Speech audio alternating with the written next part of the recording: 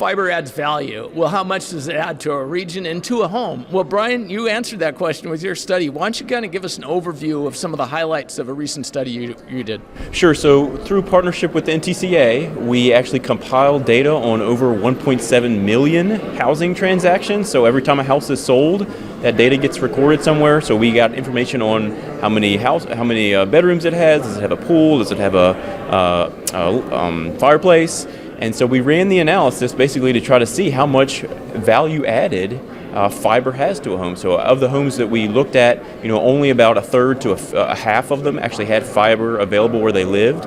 And once we accounted for everything, we did find that having a fiber connection available at that house adds about 1% to 2% of the house's value. And when you add that up in terms of all those rural households right now that don't have fiber, if we go out and supply all those guys with fiber, we're looking at a number of around $35 billion in aggregate of value added. So in light of this 40 or so billion dollars we have coming in terms of the BEAD funding, this is a quick return on the investment just in property values of very close to that value. Well, that's an interesting question. And before we go to you, Roberto, and maybe think about this because I think you could answer this as well. But, one of the thoughts has been if you're adding that kind of value, that $35 billion, could you kind of take out a quote-unquote equity loan on that to finance it? I haven't heard that put that way.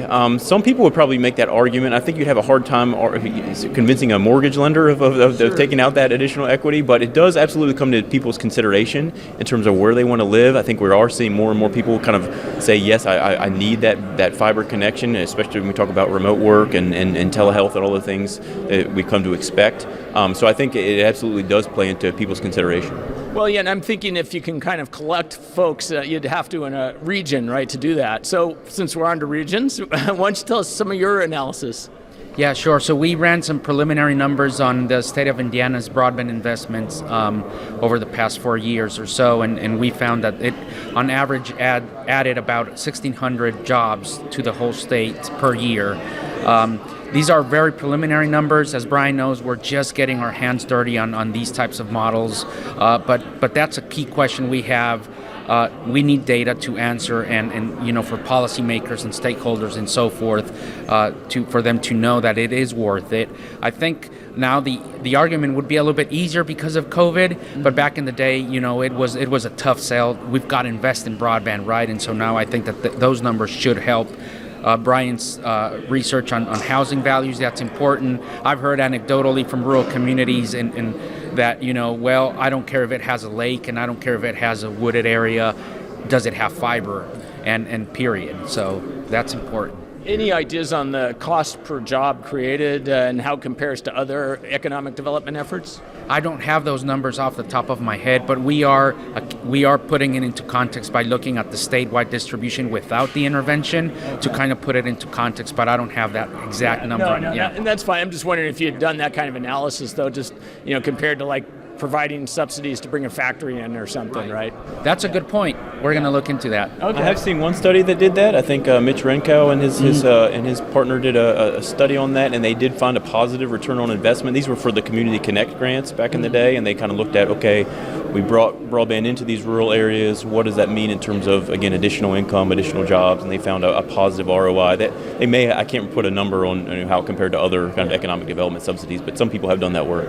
So you've got the data now. Is this something that NTCA will be using to work with realtors and so forth? I think so. I think Josh is definitely going to be included in that discussion. We've heard a lot of people that say, realtors are already including this information. We want to make sure they're going to push it. We've seen the kind of fiber-ready community and stuff like that. I think we're going to absolutely include that in future discussion. And from an economic development standpoint, do you see your research being used by economic development directors? I hope so. But no, yeah, again, it's just putting numbers behind what it's kind of a intuitive feeling of this. I think it's very, very important because remember, there's been a lot of investments because of COVID.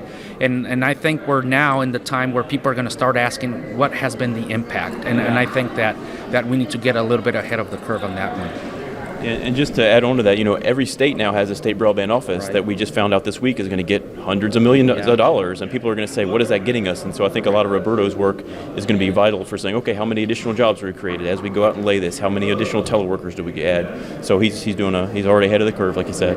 One of the other points that was made too was the importance of the land grant to universities and the work that they can do with their extension programs, right? Yes, I think extension plays a critical role in two main ways. One, they typically live in their community, they're trusted, right? That's very important. And second, they still provide that human touch.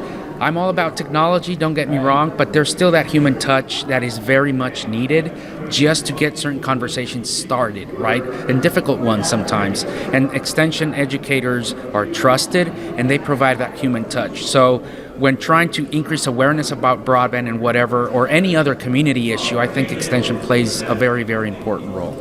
Well, this is great, and it obviously is going to be a continuing conversation because the data is still coming in, so appreciate your time. Absolutely. Thank you Ken, for interviewing us. Appreciate it. Thank you.